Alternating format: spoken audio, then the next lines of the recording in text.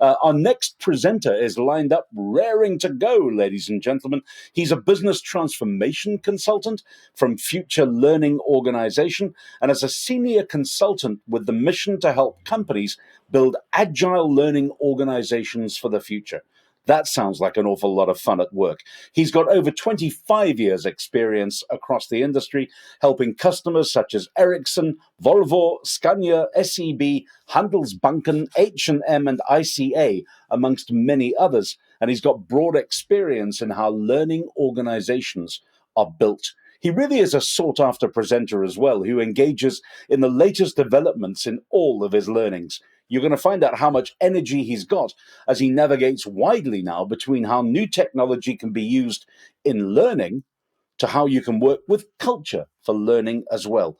Please welcome to the stage, if you will, how to develop an agile learning organization, the one and only Johan Skoglöf. Johan, nice to have you with us. Yeah, thank you. Thank you from sunny Stockholm. That's a really great introduction. I hope to live up to this one. Yeah, thank you. And I'm fantastic listening to all previous speakers, really highlighting importance of culture and learning organization. And well, the more I work with learning, the more I realize the challenge in finding time and ways to prioritize it to happen. So it goes for me as well. It's so easy to prioritize work before learning, I would say. Brilliant. So this is my first team, the mindset and the culture for learning and working with large Swedish organization. I've also seen the power of moving beyond courses and formal training, accelerating learning from experiences, from others, from the environment. And this is my second theme where I'd like to share a few of my experiences and insights. So first, I'd like to reflect a little bit on Alexander Steiger's presentation yesterday. He talked about Microsoft's journey towards a learning organization. And as an external observer, I would say that 10 years ago, losing the smartphone business to Apple and the cloud business initially to Google was probably a setback, along with a stock being flat for years. And also, my perception was that Microsoft was competing with everyone, externally as well as internally. And this is why I'm so impressed by Satya Nadella's strong focus on culture, starting off by giving the leadership team a book to read. It was a non-violent communication. And then working towards a climate of increased collaboration and starting to collaborate with previous enemies like Apple and Google, acting as a role model, reflecting over books he read in weekly messages to the organization, sharing his own mistakes and shortcomings, and being deeply engaged in the growth mindset campaign he launched the first years, I would say. So, and then this, from know it all to learn it all. I think it's such a brilliant tagline. Know it all, always looking smart, avoiding challenges, being the hero, over-prepared at meetings. I think we all seen these behaviors displayed, and maybe I've been there as well. And it takes courage and trust to have a learn-it-all mindset, being humble, a beginner's mindset, listen first, while being collaborative and ready to grow and learn. So I think it's obvious for all now that Microsoft is innovating at a very high pace. Not only what you're talking about, Azure and 365, but also in my world, the world of learning, using the innovation for Teams a lot the last years. And now Viva, something that I believe will change the entire HR tech market. So this change in approach has led to some significant results, I would say, since Satya took office in 2014, Microsoft valuation has increased 400%. So in this graph, you can see Microsoft's stock over the past 5 years. And I compared to the Stockholm index in yellow and London in red. These two look pretty flat in comparison, I would say. And these gaps are quite large, like in a very short time. And that's also a general trend. The top 20 companies, top 20% of companies have increased the profit 4 times more than the average company over the past 5 years. And that's really good. So what's required to go from good, well, an average company to great? And this is really an interesting question, I think. And according to Boston Consulting Group, it's about learning. So companies are now competing at the rate of learning. And the interesting thing is that the factors that BCG and others believe are drivers behind successful companies, they are the same that are found to be key factors to a successful learning culture. So like empowering employees, using mistakes for learning, value learning skills, and so on. And I will come back to these behaviors throughout this presentation.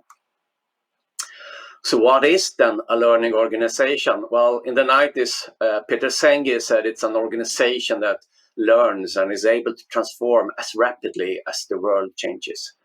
And becoming this is, of course, a long journey, gradually adding more capabilities and contributing to the organization's business results. So many organizations I meet are required to secure legal requirements, especially in the banking sector. Often half of the investment in learning are related to compliance, and they are rarely an evaluation of the impact of courses at work. So last year, we worked intensively to making training digital and more accessible, and we were improving the effect of training at work, including hybrid learning and blended solutions, and moving the ownership for competence readiness to the business. So that's one step. But in general, few employees believe the course catalog is a good match to support their skills needs. I think it's around 15%. And there's even less support available for building future skills. So ambition now, on a higher level, is to integrate courses from external libraries, like Coursera, Pluralsight, LinkedIn Learning, and so on. You know the thing. In addition to developing internal courses, we now curate external content relevant and valuable to each employee. So I would say that initiatives like Global Cloud Skills fits this level very good. But is taking courses really ensuring performance at work? Studies show it doesn't. And that's why organizations increasingly start to embed support and learning into work and systems. And this might be both short instructions and micro-learning displayed just when needed. Supporting productivity also means creating solutions that are more than courses, such as simplifying processes, improving user interfaces, working with motivation and leadership. But we live in a rapidly changing world, which also requires constant improvement. This means accelerating learning from experiences by giving the employee new challenges, offering methods for experimenting, learning from mistakes, reflecting and sharing lessons learned, as well as building a culture of feedback and providing the employee with data to see potential for improvement. And all these, like the challenges and the experimentation and reflection, they are, of course, building blocks for innovation. But this develops even more if we can cross-pollinate ideas between departments, professions, and other industries. So within organization, we use communities to collaborate and exchange ideas across roles and subject areas. And we also use our extended network to exchange ideas with people from other contexts and other industries. And this all contributes to innovation. So this upper part is about learning that takes place continuously at work. It's about all that part that distinguishes top performers from the rest. As I said in the beginning, this is one of my themes. So let's take a closer look at it. So how much of what you know have you learned by taking courses? Well, the answer is usually when I make studies, quite a small part, like 5-10%. So we learn more from experiences, taking challenging tasks and learning from what we do in the job. And we learn more from others, not just colleagues, but in communities and professional networks. And nowadays, we learn a lot from our environment, the large flow of information from articles, videos, reports, and posts. And if you look at the research, these other methods make up more than 90% of my and yours learning. So if we are to step up learning, we need to look at how to do more with these 90%. We need to look at learning continuously at work. And an important change in that is that we now move the initiative to the employee and their ability to learn at work rather than providing courses. So learning skills is one of the critical future capabilities, but few have them. According to Korn Ferry on LinkedIn, around 10% are agile learners. But they who are, they benefit from higher productivity, being promoted twice as often, and actually being 21% happier at work. So therefore, supporting employee learnability becomes a critical factor. So then, how much are we developing from doing the same thing year after year? Well, maybe not so much. So here are a few advices on how to accelerate learning from experiences. It starts with taking risks rather than avoiding challenges. To call that annoying customer, take the difficult conversation with the patient, jump on a new project, dare to make the presentation for the department, and so on. Well, how does the organization support this? One great example, I think, is Bridgewater, the world's most successful investment company. They also have an explicit focus on learning culture, where employees are expected to take on challenges and always be on the edge. As you manage a position, you're expected to move on to the next. One of their principles, they have a lot of principles, they read pain plus reflection equals progress. It's by accepting challenges and putting yourself at risk you really develop. So I had a manager who often said, "Oh, let's take an inner curve on this." And others see tasks as tick in the box. But how much do we develop if we immediately move to the solution? Then we won't learn anything, won't get any better for next time. So we need to try alternatives, experiment, take risks, see other perspectives, and allow mistakes to happen. There are many methods that will help us understand the basic problem or explore alternative solutions. Some examples I work with is design thinking, Six Hats, or Toyota's 5Y. And Sweden's largest grocery chain is called Ica, ECA, as you said.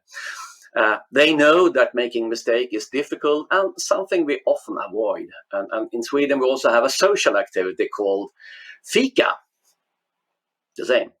This is where we meet up for 15-20 minutes during the workday to have some coffee, cake, and a chat. And therefore, they introduced the concept fail at ICA and short Fika then.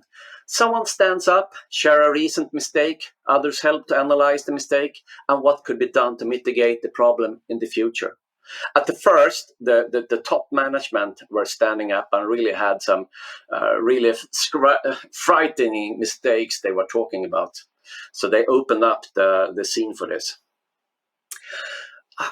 There are many ways to help employees get feedback, to help improve and develop. I mean, Uber driver gets the ratings. If you're a salesperson, you have these statistics in Salesforce. But there are also many ways and many good solutions that make it easier to create a culture and feedback, and many talent management systems provide support for this if we want to. But to learn, we need to reflect on the feedback we get. I myself spend a moment after the working day. It can also be after a project, a sprint, after a customer presentation, or at the weekly meeting. One study showed that service technicians who spent 15 minutes a day on reflection increased their productivity by 23%. Yes. Finally, we need to be able to act on what we have learned. Employees need a mandate to change the structure, of the work and try new ways. And what we have learned so far is that it's better to make many small steps and test than a big leap. So progress always beats perfection. So what about the colleagues then? Learning from others. We have always learned from colleagues, but we can learn so much more. Daring to take on a new challenge or take this project, manage a job, or reskill to a completely new profession that requires support. The mentor can challenge me to step out into the learning zone, but also give me support. There are several great platforms that support mentoring program, and this company ICA, they have an initiative called Skillshare, where experts called skill buddies and employees meet once or several times to solve specific issues. It's called micro-mentoring. And there's a lot we can do to learn more from our team. It just doesn't happen by itself. I highly recommend Microsoft's research and working material, The Art of Teamwork. It helps the team with purpose, trust, psychological safety, constructive differences, and so on. So with collaboration platforms like Teams, of course, work is more transparent, but we also need methods like working out loud to help us to improve social learning by encouraging transparency, asking for comments, being generous with help and comments, and thus increasing collaboration and learning within the team. But knowledge sharing also takes place outside of the team. At the Swedish telecom company Ericsson, communities are essential. Life cycle of products and services are short. And formal training is often too slow for a rapidly changing business environment. So there are hundreds of communities in product and functional areas. Employees collaborate with everything from sharing experiences, solving problems, to providing learning content in the area. And communities doesn't need to be limited to their own company. Ericsson and several other large Swedish companies use a common platform to learn and collaborate on topics like AI and digital transformation together. So the extended network help us with perspectives, others seeing things in a different way. By testing ideas from other contexts and apply it in own work, we contribute to innovation. And I would say that I learn a lot, maybe mostly from my environment by searching for answers, reading articles and reports, and then experimenting. So learning can be built into system environments. You might have used GitHub Learning Lab, where a bot helps you learning from a real world task. I tried it when I tried to set up an account. And nowadays tools like WalkMe allows instructions and learning to be embedded in any system. This is now used extensively at Ericsson and moves learning to work, really.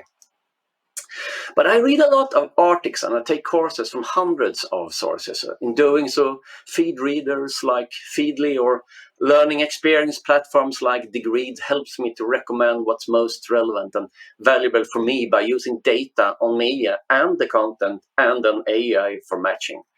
So all of this is also available soon within Teams. With the new Viva topics and the Viva Learning, I will get recommended learning targeted to me from any source and then directly into Teams. So we agree on that we need to increase the time for learning to stay relevant, but time is what we don't have. Swedish Labour Administration asked Swedes how much time they spend on intentional learning each week. And the answer was between 15 and 30 minutes, and actually 40% didn't spend any time at all. Those the one that mostly needed the reskill, actually. So not having the time means we don't complete online courses. A couple of years ago, MIT found that only 3% completes their courses at Coursera. At work, we are disturbed 300 times a day by email and notification and smartphones. We spend 22% managing emails, 20% searching for information we need, 27% on meetings, and then also 21% on social media. I was wondering about that, but it's actually LinkedIn, and I use that a lot as well. So there's really little time left for work. And with less time for work and learning, how can we support employees to spark in motivation for learning? As it seems, maybe better work habits could probably help a lot. Turning off notifications, scheduling time for work and time for viewing email and for learning and so on.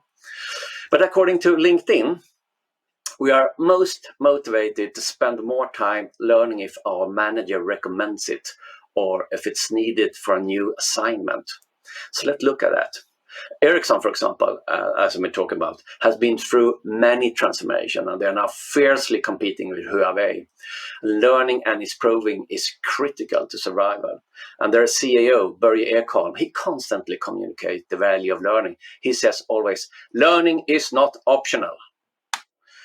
And this is Ginni Rometty, former CEO of IBM. And a few years ago, IBM was facing a major change from moving from selling software to cloud services.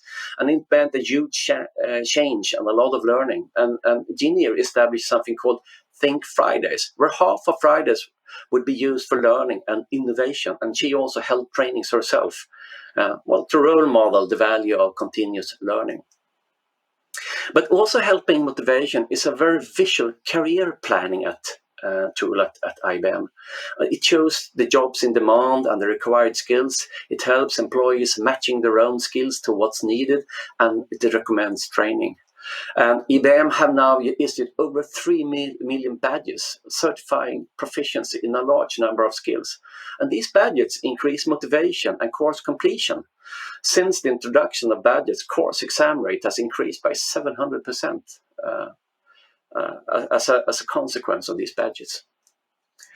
So, but all this is external motivation, and as Daniel Pink, for example, described in his book Drive, motivation doesn't increase from external reward when it comes to complex work that we are talking about. It needs to be internally motivated. It means that employees are encouraged by working for an organization that have a clear purpose, which is aligned to their own ambitions and purpose. And they need to have the autonomy to plan their work and their learning. And they need to have the opportunities to grow and develop their skills, develop mastery, as he says.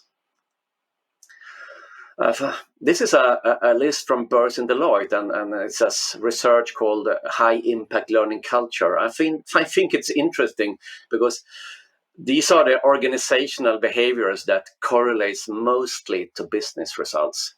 And if I look at it, it resembles a lot to the initial list on what successful companies prioritizes. And they are also foundational behaviors for continuous learning. You can see it as risk-taking, using failures for learning and reflection. So the question is then, how do you build such a learning culture? And making these behaviors part of the culture is something that takes, of course, a long time and a lot of effort. But I want to show a few key activities. The first is to have a vision for the culture change that you want to establish. It needs to be owned by top management and often reinforced, as I described by on Ericsson, the CEO communicating learning is not optional. And second is to build awareness about what the learning culture is, what the vision consists of, the values and the behaviors. At Ericsson, they often talked about everyday learning. What you see on this image is a communication on learning habits. Well, different employees talk about their learning habits, and this project manager talks about the value of reflection. And building awareness is not only top-down, it's also initiatives from employees, like activities to experience the culture, as the Fika I talked about, or learning hackathons that ICA also have a lot of, and a lot of different initiatives that creates a movement of learning from the employees. So awareness needs to be both bottom-up and top-down. And next, we need to build the actual skills for learning more from training, but also from experiences, from collaboration, from the environment, what we call learnability. This topic is included in leadership training and onboarding at both Ericsson and ICA. They both use learning portals for employee learnability. And at Microsoft, Satya gave masterclasses in growth mindset himself. And most important is to build structures to support behavior change. It needs to be easy to do the right thing. It could be processes that include reflection, like Agile retrospective, or embedding learnability and growth mindset in recruitment, and other talent processes like performance management and rewards. And behaviors then need to be sustained and developed, and Microsoft uses their own product, Workplace Analytics, to measure and follow up on change. And all these means a shift in mindset for us at L&D, from delivering training to enabling and driving cultural change. So having the ambition for continuous learning means changing the role for us working with L&D. We can't only be focused on developing or administering or delivering courses. We need to change what we do. Firstly, we need to engage in change and influencing culture. It means, for example, helping leaders and employees developing learning skills. We need to help business design work for learning and embed learning into systems and processes. And we need to support and encourage communities and fuel collaboration. And a driver for scaling learning and making learning individualized is technology. And I personally think L&D professionals need to be much more skilled in using technology to drive learning. So to summarize, to develop an agile learning organization, we need to move beyond formal training, accelerating learning from experiences, from others, and from the environment. And making this happen starts with employees mindset and ability to learn, and a culture that encourage learning. So that's all. And okay, over to you, Michael. Johan, I'm blown away. And you know what it is? It's a sense of what you have in Sweden. You know, I drive a Volvo. I'm a proud Swedish car driver at that level, and Volvo has just got it right in the way of cars. Now you've taught me something new.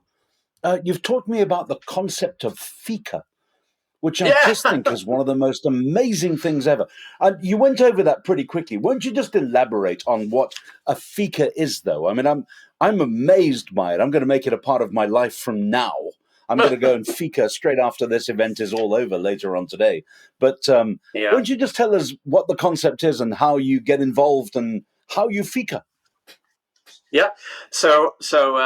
Well, they recognize that to drive the change, we need to be able to make mistakes, and it's so hard for people to do this. And at one of the learning hackathons, an employee came up with the idea, let's try this. And they actually sold it to the top management. So, well, the concept is, and I have to say I worked with them 2 years ago, and now we have had, working from home, Corona and so on. So the concept in the beginning was you gather for 20 minutes and someone prepares a mistake to be talked about. And that person was, I don't know if it was the CEO from the first time, but someone is in the top management that really had some kind of embarrassing mistake that he talked about. To set the level of trust and everything. And then people at that, they work together to really define the root cause. What can be the reason behind this? I'm asking the why questions and so on. And then trying to see, is there something we can learn? What have we learned out of this? And then they have this portal, they have a Grow at ICA portal where they document all the learnings. So that's briefly the concept. And I mean, it's one of several activities to get people to be more open, transparent, and like take challenges and risks and so on. And as I understand it, a fika in Sweden anyway is a bit of a cultural thing for you. It's a moment away when you step away to look at something, a state of mind almost. That in Sweden, you perhaps, do you have fika breaks at any typical Swedish workplace?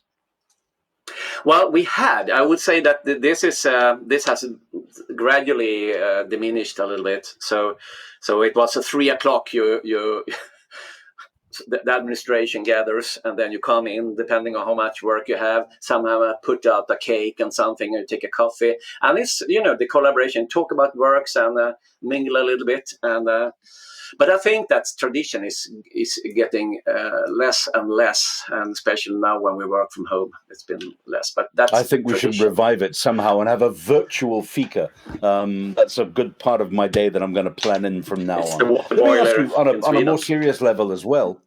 The main obstacles that you think of for employees to learn and develop more. What are the biggest obstacles that you find? Well, I would still say time for learning, actually. I mean, I think organization and manager, mostly managers, not always, they prioritize delivery, like activity. You should deliver things, and you should be active, being meetings, and so much more than sitting quiet, reflecting, and learning. Many business models, if you're a consultant, for example, you have less hours to invoice if you take time for learning instead of delivering. So that's one thing. And then the being afraid of mistakes thing, I think also it's rooted. Maybe I'm a bit more humble now and can make more mistakes, but I've always been afraid of making mistakes, I think, preparing too much. So I think it's in our hearts. And then many old companies I've been working in, they have a lot of silo thinking, like functions are divided and even teams are divided. And I think that's really stopping people from collaborating and learning. So that was I hear you. And as a final question, we could talk all day. Time is against us, unfortunately. But as a final question, are there any companies that are excelling right now as learning organizations in your mind? Well, if I'm going to talk about my experience and what I can see, I think the two I talked about, and also one of the banks, it's called SEB. in Sweden, they have come a long way. I wouldn't say they are there. They are on a long way. And then it's what I can observe and hear is, of course, the top IT companies like Microsoft and Google and the ones. But I mean, that's more what I can observe and read about. So many companies are coming that way, moving beyond courses, I would say. I mean, the bulk of companies are still focusing so much on different ways of delivering courses. It might be LXPs and whatever, but it's still courses. Absolutely. Johan, thank you so much, sir. We could literally talk all day, but thank you for your presentation on behalf, again, of all the other delegates and all the speakers watching you as well, who are equally enthralled. Thank you so much. It's really brilliant that you've been a part of our program.